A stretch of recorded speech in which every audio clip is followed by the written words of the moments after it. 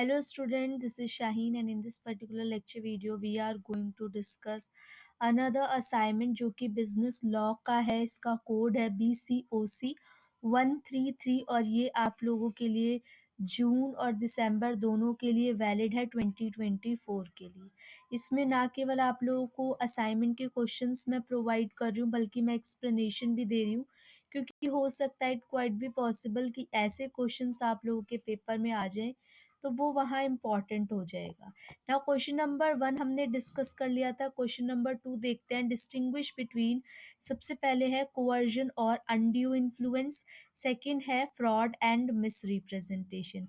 ये 10 मार्क्स में है तो 5 मार्क्स में आप कर सकते हो इन दो क्वेश्चंस को। चलो पहला पार्ट देखते हैं, coercion and undue influence. Coercion का मतलब क्या होता है? जब कोवर्जन का मतलब होता है जब जोर जबरदस्ती से किसी से कोई काम करवाया जाता है, फोर्सफुली, ठीक है, तो वो कहलाता है आपका कोवर्जन। और अनड्यू इन्फ्लुएंस का मतलब है कि आप मतलब मोरली उसको फोर्स कर रहे हो। जैसे कोवर्जन का मतलब है कि आपको फोर्स किया गया, किसी काम को फिजिकल फोर्स किया गया, ठीक है, बंदूक की गोली पे आपसे कोई काम करवाया गया तो वो हो गया कोवर्जन। लेकिन अगर एक डैड बोलते हैं बेटे से कि नहीं आपको ये करना पड़ेगा क्योंकि ये मोरली मेरे लिए ऐसा हो जाएगा, ये प्रॉब्लम हो जाएगी, वो प्रॉब्लम हो जाएगी, मतलब एक तरीके से इमोशनल टॉर्चर करके आपसे कोई काम करवाया जाता है तो वो हो गया undue influence. Coercion criminal act है, जबकि अनड्यू इन्फ्लुएंस सिविल है, सोशल हो सकता है, पॉलिटिकल हो सकता है। कोवर्जन क्या है? ये टिपिकली फिजिकल होता है, लेकिन जो अनड्यू इन्फ्लुएंस है ये माइंड के ऊपर फोर्स डाला जाता है। कोवर्जन क्या है? फिजिकल है, यहाँ पे आपको इंसान को नुकसान भी पहुंचाया जा सकता है। जबकि अनड्यू इन्फ्लुएंस क्या होता है? जब इमोशनली आपको मैनिपुलेट किया जाता है, अपनी बातों में फंसाया जाता है। कोवर्जन क्या होता है? कोवर्जन कौन करेगा? स्ट्रेंजर करेंगे। अब ऐसा काम तो, उल्टा सीधा काम तो स्ट्रेंजर ही कर सकते हैं, या कोई क्रिमिनल होगा, चोर होगा, वो सब कर सकते हैं। लेकिन जो अनड्यू इन्फ्लुएंस है ये आपके वो पर्सन कर सकते हैं जिनका आपके ऊपर भरोसा है, वही आपको इमोशनली क्या इस तरीके से आपको एक तरीके से टॉर्चर कर सकते हैं। Coercion is often used in situation of immediate danger.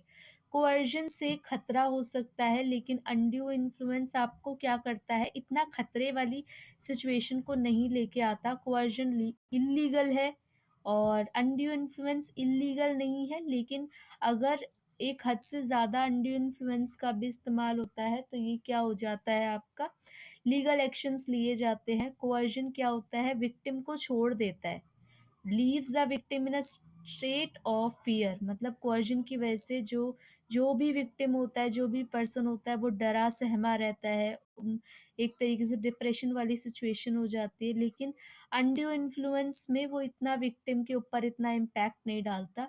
Coercion may be directed at a specific act while undue influence may be directed at a person's overall behaviour. Coercion क्या है? ये एक स्पेसिफिक एक्ट है, जबकि ये पूरे overall behaviour पे impact डालता है।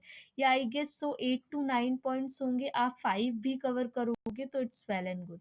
Now fraud and misrepresentation के अंदर डिफरेंस के बारे में बात कर लेते हैं।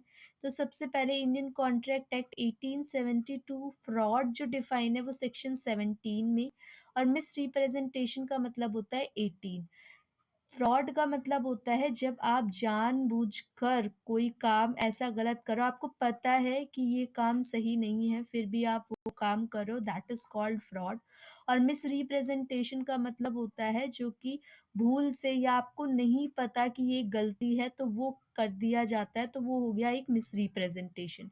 तो पर्पस ऑफ मिस रिप्रेजेंटेशन किसी को नुकसान पहुंचाने के लिए नहीं होता, लेकिन जो फ्रॉड होता है वो क्या होता है? सामने वाले को नुकसान पहुंचाने के पर्पस से किया जाता है। फ्रॉड जो होता है वो हार्म पार्टी को एक तरीके से डैमेजेस के लिए सू कर सकता है, लेकिन मिस रिप्रेजेंटेशन में ऐसा कुछ सिनेरियो नहीं होता। फ्रॉड के अंदर पार्टी मेकिंग द रिप्रेजेंटेशन, अब फ्रॉड के अंदर वो सच्चाई को जानबूझकर उसको इग्नोर करता है, लेकिन मिस रिप्रेजेंटेशन में उसको पता ही नहीं होता। फॉर एग्जाम्पल मैं एक एग्जाम्पल देती हूँ। ए और बी दो पार्टी हैं। ए के पास ए क्या कर रहा है, अपना सामान सेल कर रहा है बी को। ए के पास है मान लो पेंसिल बॉक्स, और बी उससे खरीदना चाहता है। ए हो गया सेलर, ठीक है। अब बी खरीदना चाहता है। अब ए को पता है कि ये पेंसिल सारी खराब है, डैमेज हो रखी है। फिर भी अगर वो इन पेंसिल्स को बी को बेच देता है और उसकी वजह से बी को नुकसान होता है, तो ये हो गया आपका फ्रॉड। क्यों? क्योंकि यहाँ पे ए को पता था, लेकिन इन केस ए को पता ही नहीं था कि उसकी पेंसिल डैमेज है, स्टिल वो बी को बेच देता है, तो वो मिसरिप्रेजेंटेशन वाला पार्ट कहलाता है। फ्रॉड को आप डेलिबरेट या विलफुल अपनी मर्जी के अकॉर्डिंगली करते हो, जबकि मिसरिप्रेजेंटेशन क्या होता है, जब आपको इन्फॉर्मेशन का प्रॉपर पता ही नहीं है। अब ये है एक डिफरेंस वाला पॉइंट। अगर आपको थ्योरेटिकल पोर्शन टाइप लिखना है तो वो भी कर सकते हो, और अगर आपको डिफरेंशिएट लिखना है तो वो भी कर सकते हो, इट्स अप टू यू। यहाँ पे फ्रॉड के अंदर विलफुल होता है, उसी चीज़ों को दोबारा दोबारा से बताया गया है, ये विलफुल होता है। ये अनइंटेंशनल, इंसान को पता ही नहीं है कि इसमें कितनी पार्टी होती है, एक, इसमें दोनों पार्टीज इन्वॉल्व हैं, क्योंकि दोनों ही एक तरीके से मैनेजमेंट उनको नहीं पता। Manage is received by how many party, यहाँ पे केवल एक पार्टीज, यहाँ पे दोनों पार्टीज। विक्टिम को डैमेजेस के लिए आपको आप बोल सकते हो यस, यहाँ पे नहीं बोल सकते, ये 17 वाले सेक्शन में आता है, ये 18 में आता है। और पनिशेबल, कौन सा पनिशेबल है, ये पनिशेबल है, ये नो है, ये इलीगल होता है।